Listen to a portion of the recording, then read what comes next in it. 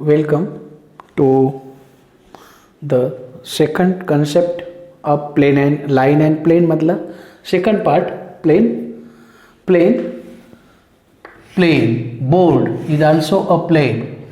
Your notebook page is also a plane. What is a plane? A surface. What is definition? Surface such that line segment joining any two points in it must lie in it म्हणजेच सरफेसवरती it's called as a plain.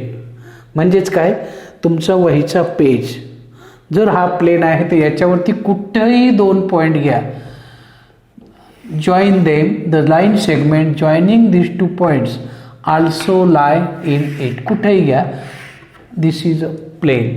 समजा हाच असा part आहे, मग हा plain आहे का, इथं एक पॉईंट घ्या, इथं एक पॉईंट घ्या.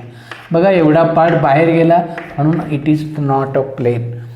सर्क्युलर पोर्शन घ्या, सर्कल नाही, सर्क्युलर पोर्शन, सर्क्युलर सरफेस, याच्यावरती कुठेही दोन पॉईंट घ्या, त्यांना जोडा, it also lie in it, म्हणून हा सुद्धा प्लेन आहे. आपला क्वाड्रिलॅटरल शेप म्हणजे नोटबुक आहे, हा सुद्धा काय आहे, प्लेन आहे. इलिप्स हा सुद्धा प्लेन आहे.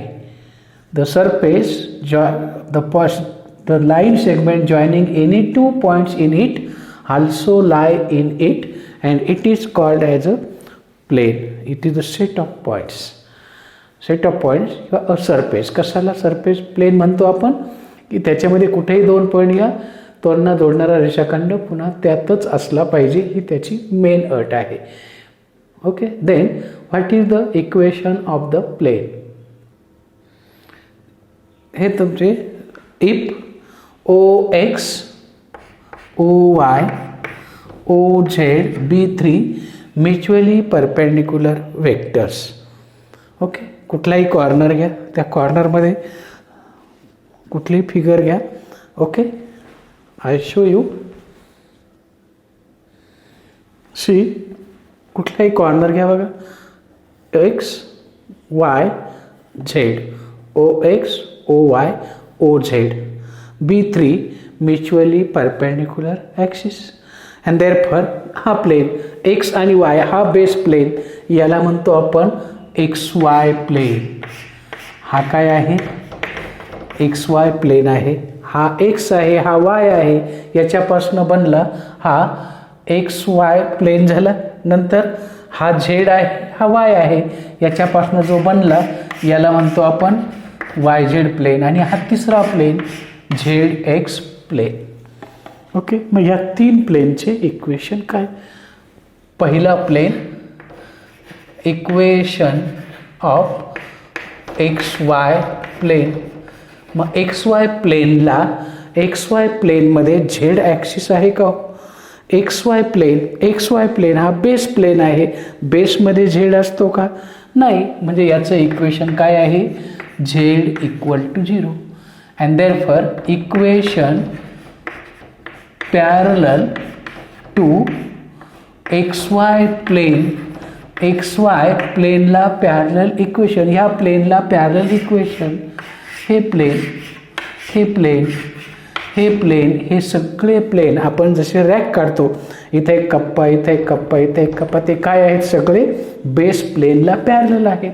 म्हणजेच ते कसे याच्यावरती जातात, एक्स वाय प्लेनला फर्स्ट सेकंड थर्ड फोर्थ, म्हणजे कुणाला एक्स वायला पॅरलल आहे, म्हणजेच Z equal to plus minus C.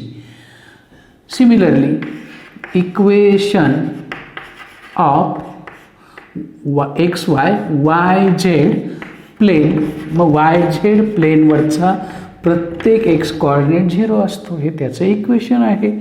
And parallel to it, आणि त्याला जे पॅरलल आहे ते काही x equal to plus minus a. तिसरं, similarly equation of z x plane, Z x प्लेनवरचा प्रत्येक वाय कॉर्डिनेट काय असतो 0, हे त्याचं equation. And parallel to it equal to y equal to, फक्त वेगवेगळ्या डिस्टन्सवरती प्लेन्स येतील आणि हे तुमचे basic planes. These are the basic form of planes. Basic concept is normal. Normal line perpendicular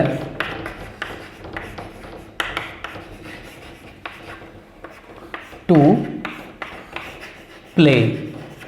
Line perpendicular to plane. याला म्हणतो आपण नॉर्मल. हा तुमचा प्लेन आहे आणि ही लाईन ही परपेंडिक्युलर टू प्लेन, हिला म्हणतो आपण नॉर्मल. पूर्वी नॉर्मल म्हणजे ओरिजिनपासून हा प्लेन आहे, या प्लेनला समजा हा प्लेन आहे, या प्लेनला परपेंडिक्युलर असणाऱ्या लाईन्स या इन्फायनाईट मेनी असतात. लाईन परपेंडिक्युलर टू प्लेन हिलाच आपण म्हटलं कॉल्ड नॉर्मल. ओके, then कळालं normal. then turn towards different forms of plane.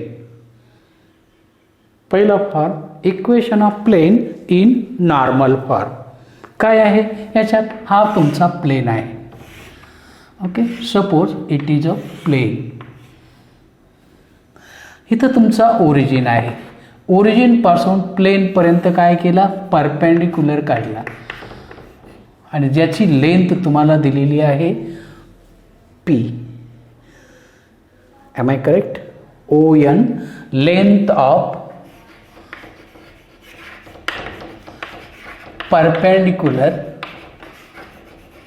From origin is P and n cap unit vector, n cap काय आहे, unit vector along ओ एनच्या दिशेनं असणारा unit vector असेल तर अशा इक्वेशन, अशा प्लेनचं इक्वेशन आपल्याला शोधायचं आहे. मग याच्यात एक आपण पॉईंट घेऊ. Let R bar be any point in plane. याचाच अर्थ काय माहिती आहे, जर हा ओरिजिनपासून जर वेक्टर घेतला तर हा वेक्टर काय आहे, आर बार आहे. या डायरेक्शनचा युनिट वेक्टर काय आहे, ओ एन आहे. मग तुम्हाला ओ एन कसा काढायचा, ओ एन बार म्हणजेच एन बार या पॉईंटचा पोझिशन वेक्टर कसा येईल. तुम्हाला मॅग्निट्यूड माहिती आहे, तुम्हाला युनिट वेक्टर माहिती आहे, बरोबर आहे. मग ओ एन बार म्हणजे तो वेक्टर. मग काय करायचा, युनिट वेक्टर आहे तर आपल्याला काय करायचं, पी इंटू एन कॅप. हा वेक्टर फक्त कशासाठी आहे, डायरेक्शनसाठी आहे. किती मॅग्निट्यूडचा पाहिजे, पी इतक्या लेंथचा. ही ओ एन बारची लेंथ पी आहे, पण ओ एन बार किती आला आता, पी एन कॅप आला. Okay, now join N R and therefore N R is perpendicular to O N. Am I correct? N R bar is perpendicular to O N bar and therefore what is concept of dot product, N R bar dot O N bar equal to 0. का, दोन vector perpendicular आहे, त्यांचा dot product 0 येतो. हे dot प्रॉडक्टमध्ये बघितलं आहे. मग आरचा पोझिशन वेक्टर आर बार आहे, एनचा position vector p into n cap आहे, डॉट ओ एन बार म्हणजेच तो पुन्हा p N cap equal to 0. प्रत्येकाशी डॉट घ्या. मग पी मॅग्निट्यूड आहे, पुढे घ्या डॉट आणि क्रॉस फक्त वेक्टरचाच होतो. R bar dot N cap minus P into P square N cap dot N cap equal to 0. That is P into R bar dot N cap equal to P square because N cap dot N cap म्हणजेच mod N cap square आणि 1 because it is a unit vector. N cap काय आहे? Unit vector आहे, त्याची magnitude 1. P magnitude आहे, पीने divide करा and therefore तुम्हाला काय मिळेल?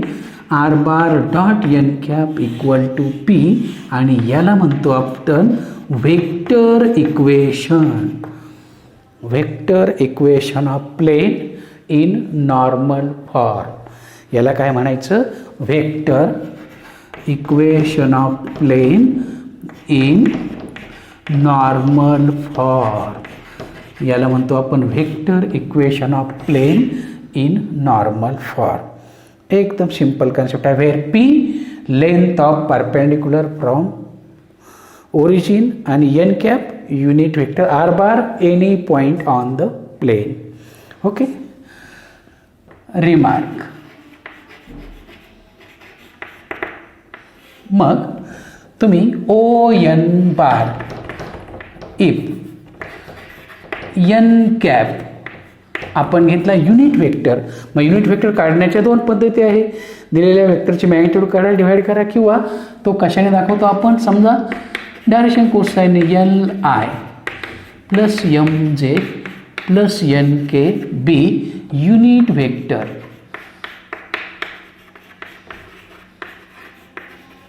Along line where l m n काय आहेत माहिती आहे ना? Direction cosines. Where l m n हे काय आहेत? डायरेक्शन कोसाइन्स आहे. And therefore o N bar तुम्हाला काय काढता येईल? ओ एन बार म्हणजेच पी इंटू एन कॅप म्हणजेच p into l I plus M जे प्लस एन के आणि म्हणजेच याचा अर्थ हा त्याचा पोझिशन व्हेक्टर झाला. हा काय झाला? पोझिशन व्हेक्टर ऑफ कुणाचा माहिती आहे ना? एनचा. आणि एन काय आहे माहिती आहे ना? Position vector of foot of perpendicular. कुणाचा आहे हा? फूट ऑफ परपेंडिक्युलर आहे. Position vector of foot of perpendicular म्हणजेच काय? हे त्याचे कोऑर्डिनेट आहेत. P l p m p n where p is a length of perpendicular from origin आणि l m n are direction cosines of the normal. Okay. हा झाला any point काढण्याचा formula. पहिला कन्सेप्ट. दुसरा concept if r bar any point आहे आणि any point आपण कसा दाखवतो? X I plus Y J plus Z K आणि एन कॅप कसा दाखवतो? एल आय प्लस एम जे plus N K then R bar dot N cap equal to P becomes I I L x plus J J M Y plus K K N Z equal to P आणि याला म्हणतो आपण Cartesian form. याला काय म्हणतो आपण? Cartesian form of a plane. याला काय नाव दिलं मी? Cartesian form of a plane. Okay. काही शंका इथपर्यंत? We come up to Cartesian form. तिसरा रिमार्क बघूया. If instead of direction cosines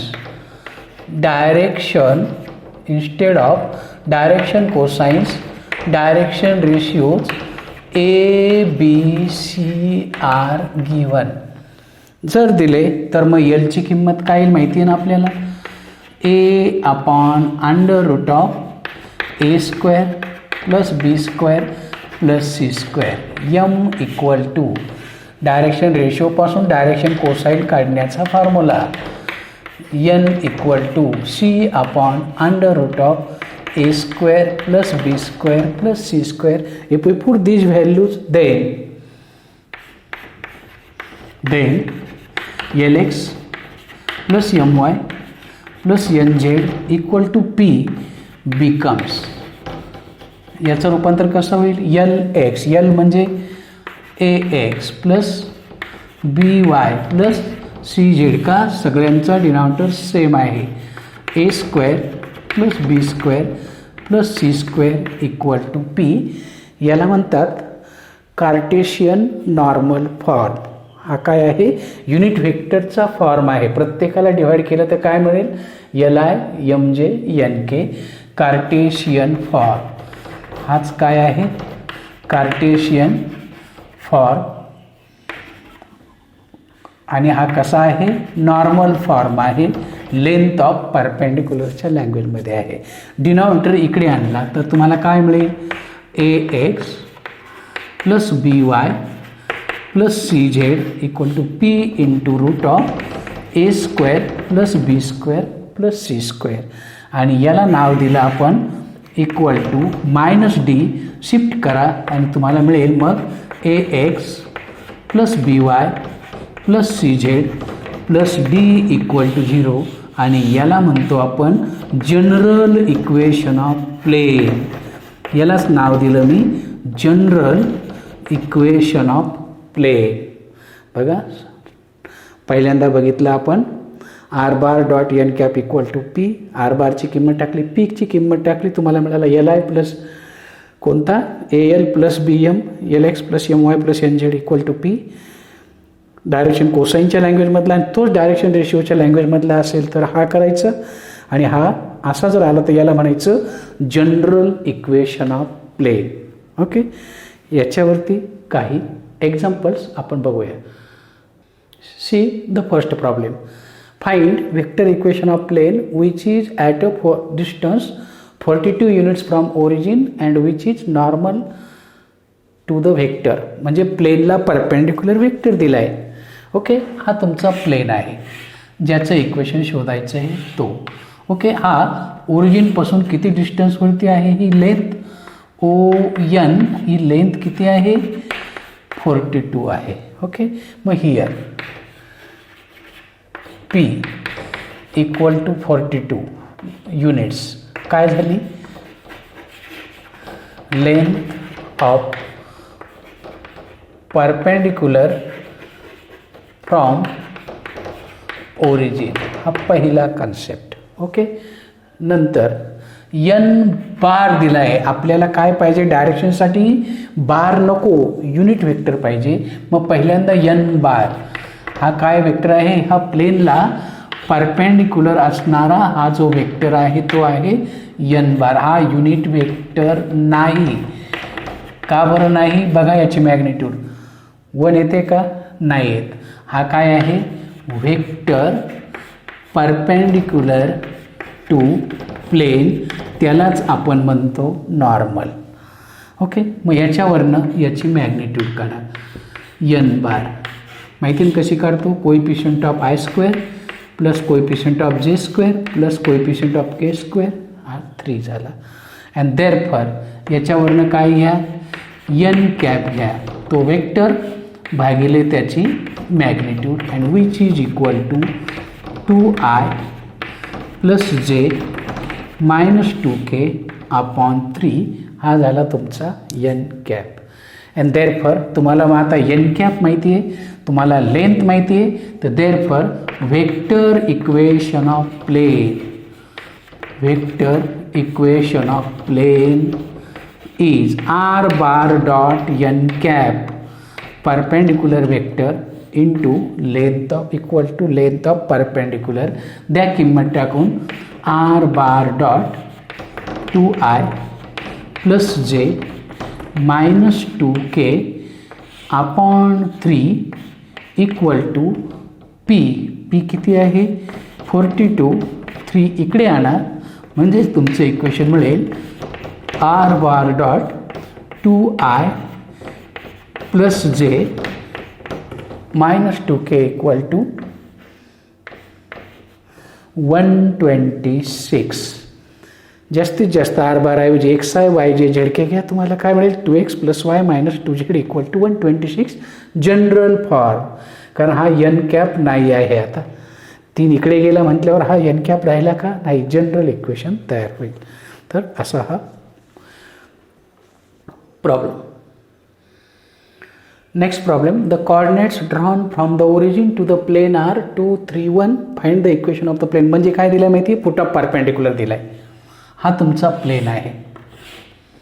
okay, हा ओरिजिन आहे. समजा ह्या ओरिजिनपासून या प्लेनवरती परपेंडिक्युलर टाकला, या पॉईंटचे कोऑर्डिनेट तुम्हाला दिले 2, 3, 1. आता आपल्याला काय पाहिजे आहे, लेंथ ऑफ परपेंडिक्युलर. मग ओरिजिनचे कोऑर्डिनेट काय आहे, मग लेट एन काय आहे 2, 3, 1 foot of perpendicular. And therefore p म्हणजेच o n by distance formula x2 - x1 bracket square, y2 - y1 bracket square, z2 - z1 bracket square आणि equal to 4 + 9 + 1 √14.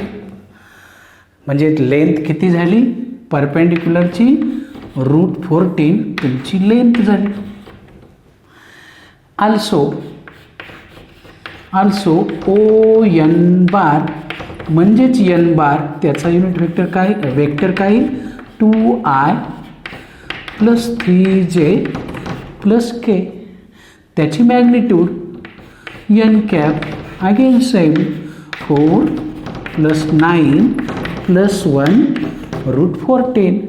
and therefore what is unit vector, vector upon its magnitude, that is 2i + 3j + k upon √14. हा झाला unit vector. and therefore vector equation of plane काय formula, r bar dot N cap equal to P. टाका किमती, that is R bar dot N cap 2i + 3j + k upon √14 equal to √14. म्हणजेच R bar dot 2i + 3j + k equal to √14 into √14 14 and is the required vector equation of plane. संपला problem. बघा, equation of plane, reduce the equation. आता आपल्याला normal form कोणता आहे माहिती आहे ना, नॉर्मल फॉर्म आहे तुमचा R bar dot N cap equal to P. This can be also written as r bar dot n bar upon magnitude of n bar equal to p. Am I correct? तुमचं equation जे आहे ते या प्रकारचं नाही, या प्रकारचं आहे. आणि म्हणून मग हिअर n बार काय आहे, वेक्टर परपेंडिक्युलर टू प्लेन किंवा नॉर्मल. हा काय आहे, नॉर्मल वेक्टर आहे. युनिट वेक्टर आहे का नाही, मग याची मॅग्निट्यूड शोधा. मग मॅग्निट्यूड शोधायची असेल तर काय करावं लागेल, 9 + 4चा square 16 + 144 and which is equal to किती येईल 13. अँड देअरफॉर एन कॅप काय माहिती आहे ना, N bar upon magnitude of N bar 3i + 4j + 12k upon 13. हा युनिट वेक्टर आहे. ओके, अँड देअरफॉर आपल्याला काय करावं लागेल, मग ह्या फॉर्ममध्ये जर इक्वेशन आणायचं असेल तर काय करावं लागेल, divide. And therefore given equation, therefore given equation can be written as, given equation can be written as r bar dot 3i plus 4j plus 12k upon root 13. हा तुमचा फॉर्म आहे, पण रूट 13 अपॉन 13 होता का? नाही, बरेच लिहिला. मग 78 अपॉन 13 याच्या मॅग्निट्यूडने डिवाइड केला. आता हा कशात रूपांतर झाला? That is equal to R bar dot 3i plus 4j plus 12k upon 13 equal to 6. and that is हाच काय झाला? R bar dot N cap equal to P. याचाच अर्थ पीची किंमत किती आली? 6 आली. लेंथ ऑफ परपेंडिक्युलर किती आली?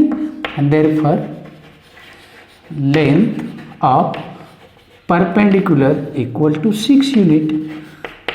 आणि डायरेक्शन कोसाइन्स आणि डायरेक्शन कोसाइन्स काय असतात? युनिट व्हेक्टरचे आय जी केचे सहगुणक असतात. म्हणजेच कोण? 3 अपॉन रूट 3 अपॉन 13 4 अपॉन 13 आणि 12 अपॉन 13. आणि असा हा प्रॉब्लेम संपला. Next problem. Find coordinates of put of perpendicular drawn from origin to the plane 2x plus 6y minus 3z equal to 63. General form आहे हा. मग जनरल फॉर्ममध्ये काय आहेत? डायरेक्शन रेशिओज ऑफ नॉर्मल कोण आहे? हे काय आहेत? नॉर्मलचे डायरेक्शन रेशिओ आहे. यांनाच आपण म्हणतो ABC. आपल्याला लेंथ ऑफ परपेंडिक्युलर किंवा फुट ऑफ परपेंडिक्युलर काढायचं असेल तर डायरेक्शन कोसाइन्स काढावे लागतील. आणि देअरफॉर त्यांच्या स्क्वेअरचं समचं रूट बघा. A square plus b square plus c square 2चा स्क्वेअर 4 6चा square 36. Yes, how many? Under root of किती येईल? ॲन्सर 7 येईल. Okay. And therefore given equation can be written as, याचं डायरेक्शन कोसाइनच्या लँग्वेजमध्ये लिहा. म्हणजेच काय? 2x plus 6y minus 3z upon 7 equal to 63 upon 7 means 9. म्हणजेच काय? 2 upon 7x 6 upon 7y 3 upon 7z equal to 9. That is म्हणजेच हे कोणत्या फॉर्ममध्ये आलं तुमच्या? That is it is in the form LX plus MY plus NZ equal to P. And therefore P equal to किती आला? 9 आला. लेंथ ऑफ परपेंडिक्युलर ही काय आली? लेंथ ऑफ परपेंडिक्युलर आली फ्रॉम ओरिजिन. ओके. अँड आता काय राहिला? एन राहिला. तर फुट ऑफ परपेंडिक्युलरचे कॉर्डिनेट काय आहेत माहिती आहे ना? LP MP NP. L तुमच्याकडे आहे L. देअरफॉर याच्यावरनं आपण L म्हणजे एक्सचा कोएफिशियंट 2/7, M म्हणजेच 6/7 आणि N म्हणजेच -3/7. आणि म्हणून L into P 2/7 into 9 6/7 into 9 minus 3/7 into 9 and which is equal to. आणि मग तुमचं ॲन्सर आलं बघा. काय आलं? which is equal to 9 दूना 18/7 9 सक 54/7 आणि minus 27/7 and which is nothing but the required foot of perpendicular. हा झाला foot of perpendicular. okay, we stop here.